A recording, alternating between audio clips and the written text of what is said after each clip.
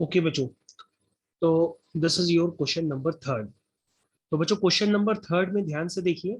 ये class seventh का question है। इसमें लिखा है the area of a rectangular plot is 540 metre square if its length is 27 metre, find its breadth and perimeter. तो बच्चों हम लोग सभी लोग जानते हैं कि अगर कोई रेक्टेंगुलर प्लॉट होता है तो उसका एरिया कितना होता है। उसका एरिया होता है लेंथ इंटू ब्रेथ। तो सबसे पहले अगर हम बच्चों ध्यान दें तो हमारे पास एरिया यहाँ पर गिवन है रेक्टेंगुलर प्लॉट का। उसके बाद हमारे पास यहाँ पे लेंथ गिवन है। और बच्चों हम जानते हैं कि जो एरिया होता है वो किसके इक्वल होता है, वो होता है लेंथ इंटू ब्रेथ की। इसका मतलब अगर हमको ब्रेथ निकालनी है तो ब्रेथ क्या होगा बच्चों, एरिया अपॉन लेंथ। तो बच्चों अगर हम यहाँ पे एरिया की वैल्यू पुट कर देंगे और उसके बाद अगर हम लेंथ की वैल्यू पुट कर देंगे, दोनों को डिवाइड करेंगे, तो बच्चों हमारे पास ब्रेथ की वैल्यू आ जाएगी 20। और अगर ब्रेथ की वैल्यू 20 आ गई तो इसका मतलब अब आप क्या निकाल सकते हैं, पेरीमीटर भी निकाल सकते हैं। और रेक्टेंगल का पेरीमीटर क्या होता है, 2 टाइम्स L+B। इसका मतलब लेंथ की वैल्यू आपने कैलकुलेट किया 27 है, ब्रेथ की वैल्यू 20 है। यानी इसका मतलब बच्चों अब आपके पास पूरा श्योर शॉर्ट आंसर आ गया 94 मीटर। इसका मतलब ये थर्ड क्वेश्चन था, ये आपको 100% समझ में आ गया होगा। इसके बाद बच्चों ये क्वेश्चन नंबर 4 है। तो क्वेश्चन नंबर 4 को अगर हम ध्यान से देखेंगे तो इसमें गिवन है the perimeter of a rectangular field. ध्यान से देखिए बच्चों, the perimeter of a rectangular field is 151 metre if its breadth is 32 metre, find its length and area. तो बच्चों यहां पर अब आपके पास पहले वाले क्वेश्चन में यानी क्वेश्चन नंबर थर्ड में आपके पास गिवन था एरिया, लेंथ, तो आपने ब्रेथ निकाल ली थी। अब यहाँ पे बच्चों एरिया नहीं गिवन है, अब आपके पास यहाँ पे पेरीमीटर गिवन है और ब्रेथ गिवन है।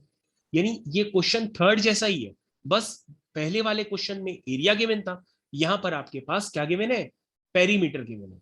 तो पेरीमीटर गिवन है, ब्रेथ गिवन है। और बच्चों हम लोग पेरीमीटर तो जानते हैं ना, रेक्टेंगल का, रेक्टेंगल का पेरीमीटर होता है L+32 + L+32। यानी ये बच्चों पेरीमीटर हो गया। ठीक है, पेरीमीटर में हम सारी वैल्यूज यहाँ पे पुट कर देंगे। पेरीमीटर आपका 151 है, ठीक है, ब्रेथ गिवन है, लेंथ को L लेट किया है तो L+L आपका 12 हो जाएगा। और इस तरह से बच्चों आपके पास L की वैल्यू कैलकुलेट होकर के आ जाएगी। तो बच्चों जो आपका बेसिकली एरिया है वो आपका कितना हो गया, वो एरिया हो गया 1392 मीटर स्क्वायर। ठीक है बच्चों, क्योंकि लेंथ निकल गया तो लेंथ निकालने के बाद अब आप एरिया निकाल सकते हैं। आई थिंक सभी बच्चों को क्लियर हो गया होगा, जितने भी बच्चे क्लास में बैठे हैं। गुरनूर, हरनूर, विधि, रिधि, एंजल, जितने भी बच्चे हैं सभी को समझ में आ गया होगा। इवन मानसी भी क्लास में है तो मानसी को भी 100% समझ में आ गया होगा this is question number third and question number fourth को करने का क्या तरीका है।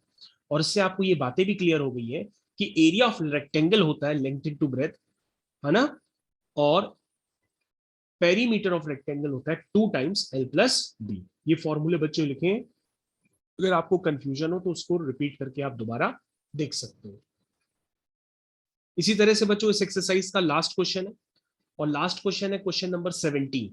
तो क्वेश्चन नंबर 17 को अगर आप ध्यान से देखेंगे तो इसमें भी कई सारी बातें पहले से गिवन है कि रेक्टेंगुलर प्लॉट का जो एरिया है वो 460 मीटर स्क्वायर है, ठीक है, और उसकी जो लेंथ है वो 15% ज्यादा है उसकी ब्रेथ से। इसका मतलब बच्चों अगर आपकी ब्रेथ एक्स लेट कर ले तो लेंथ क्या है, उस एक्स से 15% ज्यादा।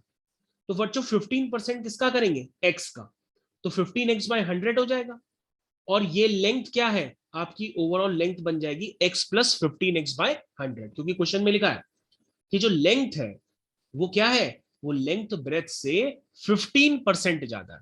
और अगर 15% ज्यादा है तो इसका मतलब ये क्वेश्चन आप लेंथ में इस तरह से कन्वर्जन करेंगे। तो बच्चों लेंथ क्या हो गई आपकी, x+15x/100। इसको सिंप्लीफाई करेंगे तो बच्चों आपकी लेंथ निकल करके आ जाएगी। और बच्चों अगर आपकी लेंथ निकल के आ जाएगी तो आपके पास एरिया गिवन है, एरिया गिवन है, लेंथ गिवन है, तो आपके पास क्या आ जाएगा, बताइए क्या अप्लाई करेंगे आप, area is equal to length into breadth, ये अप्लाई करेंगे। ठीक है, ब्रेथ आपकी एक्स है, लेंथ अभी आपने निकाली एक्स, ये देखिए आपने लेंथ अभी निकाली है, ये आपकी लेंथ है। एरिया की जगह एरिया की वैल्यू पुट कर देंगे। ऐसा करने पर अब आप इसको सिंप्लीफाई करेंगे। जब बच्चों आप इसको सिंप्लीफाई करेंगे, क्रॉस मल्टीप्लीकेशन मेथड यूज करेंगे, तो यहां से आपके पास एक्स की वैल्यू निकल के आ जाएगी 20। और बच्चों अगर x आ गया तो इसका मतलब ब्रेथ आ गई। आप क्या करिए, इस रिकॉर्डिंग को पॉज करके आप अपने आप से कैलकुलेशन करिए, तो आपकी ब्रेथ क्या आ जाएगी, 20 आ जाएगी। और इसके बाद आप क्या करिए, पेरीमीटर निकाल लीजिए, क्योंकि पेरीमीटर क्या होता है, 2 टाइम्स L प्लस बी। ये किसका पेरीमीटर होता है, रेक्टेंगल का। क्या सभी को समझ में आ गया? ठीक है, किसी को कोई डाउट नहीं? और बच्चों जब आप पेरीमीटर निकालेंगे तो पेरीमीटर का फॉर्मूला लगाने पर आपके पास आ जाएगा perimeter of rectangle, this is 2 times L plus B. Overall calculate होकर के आएगा 86 मीटर। आई थिंक सभी को ये क्लियर हो गया और किसी को कोई भी डाउट यहां पर नहीं है। ठीक है बच्चों, सबको क्लियर हो गया? किसी को कोई डाउट? कोई डाउट नहीं?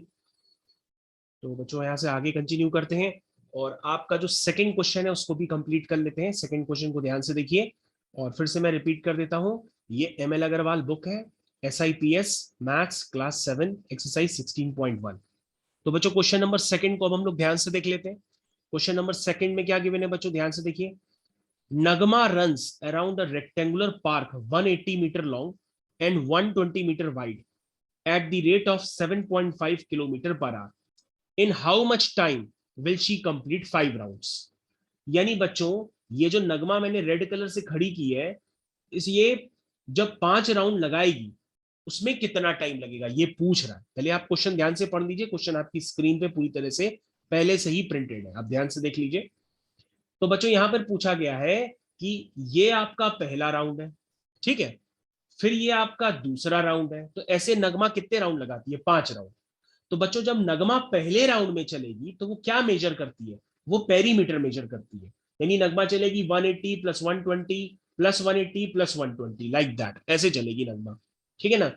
तो नगमा पहली पेरीमीटर निकालो, जो पेरीमीटर होगा रेक्टेंगल का वो होगा डिस्टेंस ट्रेवल इन 1 राउंड, ठीक है ना। तो देखो मैंने लिख रखा है कि distance travel in 1 round is equal to perimeter of a rectangle. तो पेरीमीटर कितना हो गया बच्चों, इसको आप निकालिए, दिस इज 600 मीटर। अब बच्चों 1 राउंड में अगर 600 मीटर चलता है तो नगमा को कितने 5 राउंड लेने, नगमा को 5 राउंड लेने। तो 1 राउंड में अगर 600 मीटर चलता है तो 5 राउंड में कितना चलेगा, 600 इंटू 5, दिस इज 3000 मीटर। इसका मतलब बच्चों जो डिस्टेंस ट्रेवल हो गई वो हो गई 3000 मीटर। स्पीड बच्चों आपको पता है, स्पीड बचा है, डिस्टेंस पता है, इसका मतलब आप क्या निकाल सकते हैं, टाइम निकाल सकते हैं। तो ये क्वेश्चन में यही पूछा गया है कि नगमा को 5 राउंड कंप्लीट करने में कितना टाइम लगेगा। तो बच्चों टाइम का फॉर्मूला हो गया डिस्टेंस अपॉन स्पीड, इसको अप्लाई कर देंगे। डिस्टेंस अभी आपने कंप्लीट की है 5 राउंड में, वो 3000 मीटर है। और स्पीड बच्चों यहाँ पे ध्यान से देखिएगा, स्पीड आपकी 25/12 है। तो बच्चों अगर हम 25/12 एज इट इज पुट कर देंगे बिना डिवाइड किए तो आपका कैलकुलेशन आसान हो जाएगा। ये देखिए ये 25 और अपॉन वाला 12 बच्चों न्यूमरेटर में चला जाता है, तो उसको बच्चों सिंप्लीफाई करोगे, कैलकुलेट करोगे, आपका टाइम आ जाएगा कितना, 24 मिनट। और बच्चों ये ध्यान रखिएगा, ये वैसे तो टाइम आपका सेकंड में निकल रहा था, लेकिन आपको जो पीछे बुक्स में आंसर गिवन है उसमें टाइम आपको मिनट्स में निकालना है। तो बच्चों सेकंड्स को मिनट्स में मैंने कन्वर्ट करने के लिए क्या किया, यहाँ पे अलग से 60 से भी डिवाइड किया। इस बात का स्पेशली ध्यान रखिएगा, वरना इसको अगर आप कैलकुलेट करेंगे तो आपका आंसर सेकंड में आएगा, इसको कैलकुलेट करेंगे तो आपका आंसर मिनट में आएगा।